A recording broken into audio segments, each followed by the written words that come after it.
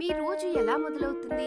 WhatsApp సందేశాలని scrolling చేయటం, ఇతర social media channels తిరగేయటం, ఒక వార్తాపత్రిక, వ్యాసం లేదా ఒక పుస్తకం చదవడంతోనా? ఇది కేవలం ప్రారంభం మాత్రమే. రోజు గడిచే కొద్దీ మీరు అనేక పనుల్లో నిమగ్నమవుతూ ఉంటారు. మీరు టీవీ లేదా మొబైల్ పైన వార్తలు చూసేటప్పుడు మీరు హెడ్లైన్స్ చదువుతారు. మీరు వాల్ పోస్టర్లు లేదా యాడ్స్ చూసినప్పుడు మీరు స్లోగన్లు చదువుతారు. మీరు ఒక రైల్వే స్టేషన్ కి వెళ్ళినప్పుడు పెద్ద స్క్రీన్ పై రైళ్ల రాకపోకల వివరాలు చదువుతారు. రోజు పొడవునా మీరు ఏదో ఒకటి చదువుతూనే ఉంటారు. ఎలా చదవాలో తెలియకుండా ఉండడం అనే దాన్ని కనీసం మీరు ఊహించుకోగలరా? చదవడం అనే దాన్ని నేర్చుకోవడానికి మరియు చిన్నారి యొక్క సమగ్రమైన కెరియర్ వృద్ధికి ఒక పునాది ఉంటుంది. అది జ్ఞానాన్ని సంపాదించడానికి, సమాచారాన్ని మళ్లీ చెప్పడానికి, కమ్యూనికేషన్ నైపుణ్యాలని సుసంపన్నం చేసుకోవడానికి, ఎదుగుదల మరియు విజయానికి సహాయపడుతుంది. ఔపచారికంగా చదువుకోవడం అనేది అనేక మంది వ్యక్తులకు బడి స్థాయిలోనే మొదలవుతుంది. వారి జీవిత కాలమంతా అది కొనసాగుతుంది. స్వతంత్రంగా చదువుకునే ఒక వ్యక్తిగా తయారు కావడానికి, తరచుగా స్వచ్ఛందంగా చదివే ఒక వ్యక్తిలా కావడానికి, చదివే నైపుణ్యాలు, చదివే అలవాటు, చదవగల వాతావరణాన్ని ఏర్పరచుకోవడం అనేవి అవసరమవుతాయి. పిల్లల్లో చిన్న వయసు నుండి చదివే అలవాటును పాటించేలా ఎలా చేయగలము?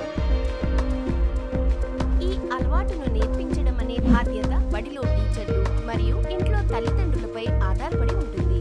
పిల్లలు ఏదైనా ఎంచుకోవడానికి వీలు కల్పించడం ద్వారా మనం ఈ పని చేయవచ్చు. పుస్తకాన్ని ఎంచుకోవటం, అంశాన్ని ఎంచుకోవటం, వాళ్లకు ఏది ఆసక్తి కలిగిస్తుందో దాన్ని ఎంచుకోవటం. ఈ స్వేచ్ఛ వాళ్లకు పుస్తకాలు చదవడం పట్ల ఆనందాన్ని కలిగిస్తుంది. పిల్లలు పుస్తకాలని ఎంచుకోవడం, చాలా ఎక్కువ సేపు వాటితో నిమగ్నం కావడాన్ని చాలా ఇష్టంగా కొనసాగిస్తారు. వివిధ రకాల నాణ్యమైన పఠన సామగ్రి చిన్న వయసు పాఠకులకు వారి జ్ఞానం, దృశ్యాత్మక అక్షరాస్యత, కీలక తార్కిక యోచన, సమస్య పరిష్కారం మరియు భాషాపరమైన నైపుణ్యాల అభివృద్ధికి తోడ్పడుతుంది. పెద్దలు చెప్పినట్లుగా ప్రతి చిన్నారికి ఒకే వేగంతో చదవడం, నేర్చుకోవటం జరగదని, చదువు కొనసాగించి నేర్చుకునే వివిధ దశల్లో విభిన్నంగా ఉంటుందనే వాస్తవాన్ని మనసులో ఉంచుకోవటం కూడా మనకు ముఖ్యం. కాబట్టి పఠన సామగ్రి కూడా అందుకు తగ్గట్టుగా ఉండాల్సిన అవసరం ఉంది. కాబట్టి తొలి పాఠకుల నుండి ధారాళంగా చదివే పాఠకుల వరకు తగిన పుస్తకాల శ్రేణి కలిగి ఉండడం, పిల్లలు అర్థాన్ని కోల్పోకుండా, విసుగు చెందకుండా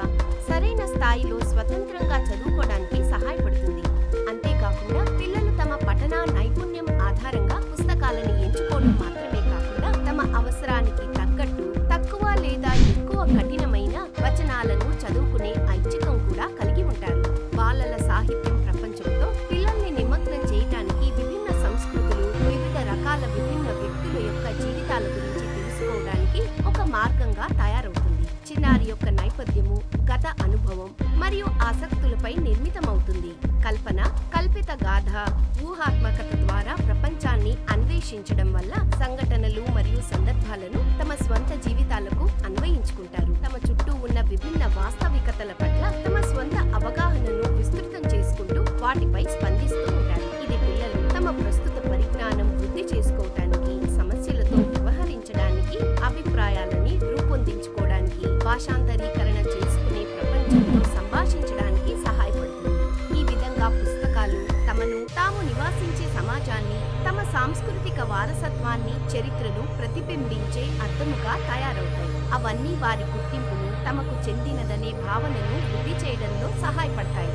నాణ్యమైన సాహిత్యానికి సానుకూల అనుభవాలను వృద్ధి చేసే శక్తి, వ్యక్తిగత నెరవేర్పు కలిగించే శక్తి ఉంది. అందులో పిల్లలు ఆత్మస్థైర్యం, సామాజిక భావోద్వేగ మేధస్సు, సృజనాత్మకతను మరియు ఊహాత్మకతను వృద్ధి చేసుకుంటారు. పిల్లలు కూడా విషయం యొక్క అవగాహన, వివిధ రకాలుగా విశ్లేషించుచు ప్రక్రియ జరుపు నైపుణ్యాలను నేర్చుకుంటారు.